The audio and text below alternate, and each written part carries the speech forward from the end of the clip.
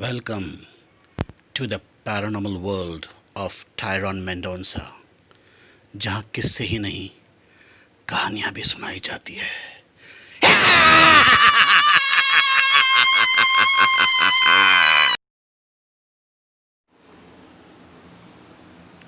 Hello दोस्तों, आज मैं आपको एक बहुत ही पुरानी कहानी सुनाने जा रहा हूँ। इस कहानी का नाम है मेरे अपने। यह एक बहुत पुरानी घटना है। यह घटना तब घटी जब भारत देश पर अंग्रेजों का राज चला करता था। नागपुर के पास में सियोनी नाम का एक गांव हुआ करता था, जो आज भी है। इस गांव में एक बहुत अमीर जमींदार हुआ करता था। उसने जितने भी बार शादी की, उसकी पत्नी बगैर संतान जने कुछ ही सालों में गुजर जाया करती थी। इस जमींदार की ख्वाहिश थी कि उसके भी एक संतान हो, तो उसने 70 साल की उम्र होने पर भी एक और शादी कर ली। नई दुल्हन बहुत ही सुंदर थी, मगर चिड़चिड़ी स्वभाव की थी। उसका चिड़चिड़ापन तब और बढ़ गया जब जमींदार ने अपने भतीजे को अपने घर में बुला लिया और उसे गोद लेने की बात करने लगा। नई दुल्हन को ये बात नहीं पटी। उसे वह भतीजा एक आंख नहीं भाता था। जब भी इन दोनों का आमना सामना होता था, तो नई दुल्हन भतीजे को यूं घूरती थी मानो वे उसे डस ही लेंगी। कभी कभी तो भतीजे को लगता था कि नई दुल्हन की जो ज़बान है वह बीच में से 2 हिस्सों में बटी है, मानो किसी सांप की ज़बान की तरह। एक रात जब भतीजा बहुत देरी से घर पहुंचा, तो उसने कंदील जलाकर अपने कमरे की ओर जाने लगा। जब वह अपने कमरे में प्रवेश ही करने वाला था, तो उसे ऐसा लगा जैसे उसके पैर के ऊपर से कुछ चीज़ रेंगते हुए चली गई। उसने कंदील उठाकर थोड़ा गौर से देखा, तो वह घबरा गया। कंदील की रोशनी में उसने एक सांप को अपने चाचा के कमरे में प्रवेश करते देखा। चाचा का कमरा तो अंदर से बंद था, लेकिन दरवाजे के नीचे हिस्से में एक छेद था, और वह सांप उस छेद में से अंदर चला गया। भतीजे ने अपने चाचा को आवाज़ लगाते हुए दरवाजे को जोर जोर से खटक कर आवाज़ लगाई। आखिरकार चाचा जी ने दरवाजे खोला, तो भतीजे ने चाचा से कहा कि उसने उनके कमरे में एक सांप को घुसते हुए देखा है। चाचा और भतीजा दोनों मिलकर कमरे की छानबीन करने लगे। चाची भी अपने बिस्तर पर उठकर बैठ गई, मगर सांप का कोई नामो निशान नहीं था। जब भतीजे अपने कमरे की ओर पलटकर वापस जाने लगा, तो उसकी नज़र अपनी चाची से मिली, और चाची ने अपनी नज़र पतली करते हुए जिस प्रकार से भतीजे की तरफ देखी, भतीजे की तरफ रोंगटे ही खड़े हो गए और वह घबराते हुए वहां से भाग खड़ा हुआ। जब अगली सुबह वह जागा, तो उसने पाया कि उसके कमरे के दरवाजे में हूबहू वैसे ही छेद है जैसे उसके चाचा जी के कमरे में थे। उसे ये बहुत अजीब लगा, तो उसने घर के सारे दरवाजे की परीक्षण किया और पाया कि सभी दरवाजे में हूबहू वैसे ही छेद है, मानो जैसे किसी ने जानबूझकर दरवाज़ों में छेद करवाया हो। दोपहर को जब भतीजा अपने कमरे से बाहर निकला, तो चाची बरामदे में बैठी हुई थी।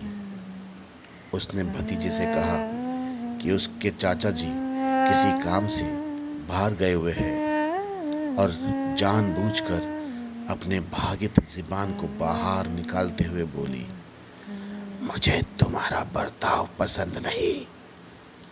और अचानक से झपट कर भतीजी की कलाई पकड़ ली और अपने नाखून चुबाने लगी। जैसे तैसे भतीजे ने अपने हाथों को छुड़ाया और वहां से भाग गया।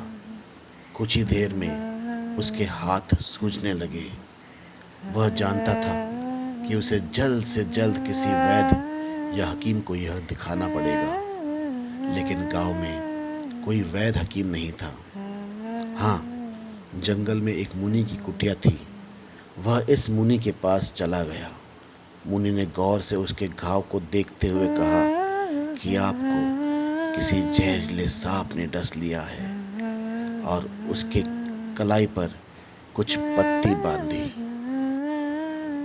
भतीजे ने बताया कि उसे किसी सांप ने नहीं काटा, बल्कि उसकी चाची ने नाखून गड़ाया है। मुनि अपना सर हिलाते हुए बोला, सर्प कन्या का विष तो किसी जहरीले सांप से कम नहीं होता है। उसके डसने से कोई भी कम नहीं होता है, उसके डसने से ज़्यादा खतरनाक होता है। लेकिन चिंता मत करो, मैं ये पत्ती बांधा हूँ आपके हाथों में कलाई पर, इसे सूखने मत देना, इसे हर वक्त गीला रखना। भतीजा हैरानी में पड़ गया। क्या मेरी चाची सच में एक सर्प कन्या है? मुनि ने बोला, अगर आप जानना चाहते हो तो आज रात को सोना नहीं, और जब रात में आपके कमरे में सांप आए तो उसकी पूंछ काट लेना। भतीजा दुविधा में पड़ गया। उसने मुनि का शुक्र अदा किया और वापस अपने घर चला गया। शाम तक का उसने अपनी घाव को देखा तो घाव सूखने लगे थे। शाम को वह अपनी चाची पर कड़ी नज़र रखने लगा, लेकिन उसे ऐसा कुछ भी नहीं दिखा जिससे यह साबित हो कि चाची एक सर्प कन्या है। लेकिन जैसे ही शाम ढलने लगी और चाची, चाचा और भतीजा रात का भोजन करने मेज पर बैठे, चाची ने कहा कि दाल का स्वाद आज बढ़िया है। चाची ने स पर ज्यादा जोर देते हुए कहा। बेचारे भतीजे के तो रोंगटे ही खड़े हो गए। जल्दी से अपना भोजन खत्म कर वह वहां से अपने कमरे की ओर चला गया। कमरे में गया जरूर, पर सोया नहीं। रात भर पहरा जो देना था। कमरे में हल्की सी चंद्र की रोशनी पड़ रही थी। इस रोशनी में वह दरवाजे के निचले हिस्से पर नजर रख सकता था। तो उसने कंदील बुझा दिया और हाथ में कुड़ाली लिए सांप का आने का इंतजार करने लगा। वह घंटों वहां खड़ा रहा, यह सोचकर कि क्या अगर सांप दरवाजे के नीचे से ना आए, खिड़की से आए और उसे डस ले तो। यदि ऐसा भी तो हो सकता है कि सांप कवेलू के रास्ते ऊपर से आ जाए और उसके ऊपर गिर जाए, तब वह क्या करेगा? उसका एक मन तो यह कह रहा था कि यहाँ से भाग जाए, लेकिन तभी उसने सांप को दरवाजे के निचले हिस्से से कमरे में प्रवेश करते देख लिया। पहले उसका सिर, फिर बाकी का शरीर और आखिरी में पूंछ। कुल्हाड़ी के एक ही वार से उसने सांप की पूंछ काट ली और सांप की पूंछ सारे कमरे में तिल मिल करके मचलने लगी। सांप ने डसने के लिए अपना सिर उठाया, लेकिन फुकार लगाकर वो दरवाजे के रास्ते बाहर चला गया। और जब भतीजे ने अपने कमरे से बाहर जाकर देखा तो उसने पाया कि सांप उसके चाचा जी के कमरे में चला गया। भतीजी की नजर वापस उस पूंछ के छोटे से हिस्से पर पड़ी। अब यह पूंछ का हिस्सा निर्जीव पड़ा था। भतीजे ने उस पूंछ को उठाकर एक कपड़े में बांध दिया। जब सुबह हुई तो भतीजे ने उस कपड़े को धीरे से खोला और देखा तो वह हैरान पड़ गया। कपड़े में पूंछ की जगह पैरों की उंगलियां थीं। भतीजा बगैर समय गवाए सीधा उस मुनि के पास वापस गया और ये अजीब घटना का जिक्र किया। उसने मुनि से कहा, आपको पता है मेरे चाचा जी ने मुझसे क्या कहा? मेरे चाचा जी ने कहा कि चाची को पैरों में चोट लगी है और वे बिस्तर में सोई है। शायद चाची को नींद में चलने की बीमारी है। मुनि ने कहा, या तो अब तुम्हारी चाची तुमसे डरेंगी या फिर तुमको ख़त्म करने की कोशिश करेगी। मेरी बात ध्यान से सुनो। अगर तुमको लगता है कि तुम्हें कोई खतरा है तो तुम उसके कमरे की तलाशी लो और यह ढूंढो कि कहीं आपको कोई छाल मिल जाए, और जब तुम्हें वह सांप की खाल मिल जाए तो उसे जला देना। भतीजे ने मुनि का फिर से शुक्र अदा किया और वहाँ से चला गया।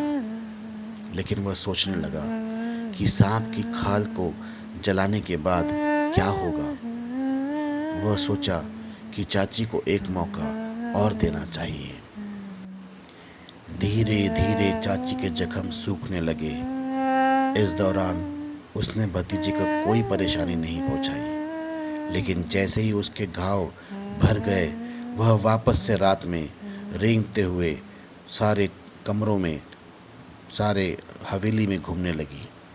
कभी कभी भतीजे को ऐसा लगता था कि जैसे सांप उसके कमरे में रात को आया है। कभी उसके कपड़ों में तो कभी उसके जूतों में सांप घुसा करता था। एक रात जब वह अपने पलंग पर सोया हुआ था तो उसने ऐसा लगा जैसे सांप उसके तकिए के नीचे रेंगता हुआ आ गया हो। वह अपने बिस्तर से झट करके उठा। उसका सारा शरीर ठंडे पसीने से लथपथ हो गया था। उसे अब हर रात को डरावने सपने आने लगे, जिसमें वह अपनी चाची को सांप में बदलते हुए देखता था। ऐसे ही एक रात उसने सपने में देखा कि चाची उसके गला घोट रही है। वह सांस नहीं ले पा रहा और नींद से उठ गया। तब उसे एहसास हुआ कि वाकई में उसके गले में एक सांप लिपटा हुआ था। उसने उस सांप को अपने हाथों से खींचकर कमरे के कोने में फेंक दिया। अब उसे पता चल गया कि उसे वाकई कुछ न कुछ करना होगा। उसे वही करना होगा जो मुनि ने उसे बताया था। अगले दिन चाची ने कहा कि उसकी पीठ दुख रही थी, लेकिन फिर भी वह चाचा जी के साथ शाम को टहलने को चली गई। और जैसे ही वह हवेली से कुछ दूर गई, भतीजे ने चाचा के कमरे में आकर छानबीन करना चालू कर दी। खाल की तलाशी शुरू कर दी, लेकिन खाल कहीं कोई ठिकाना नहीं था।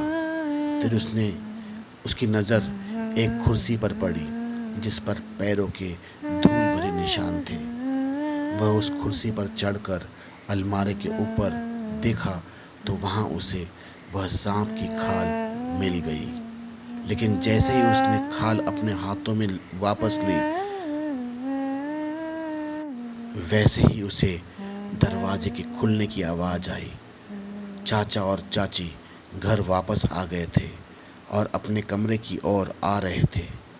उसने जल्दी से उस सांप की खाल को अपने हाथों में दबा लिया और अपने कमरे की ओर भागने लगा।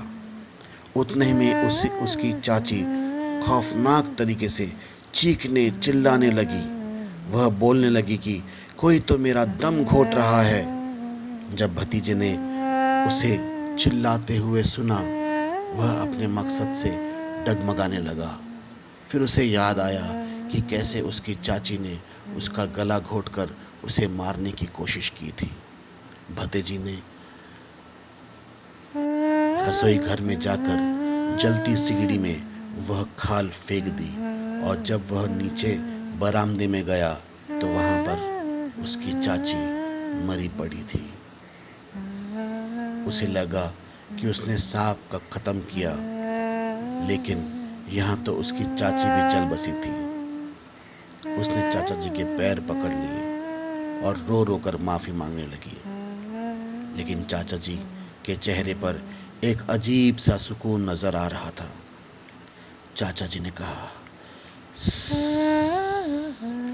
अफसोस मत करो, केवल जहरीले सांप ही खतरनाक होते हैं। और अपने होठ अपने जुबान से चाटने लगा।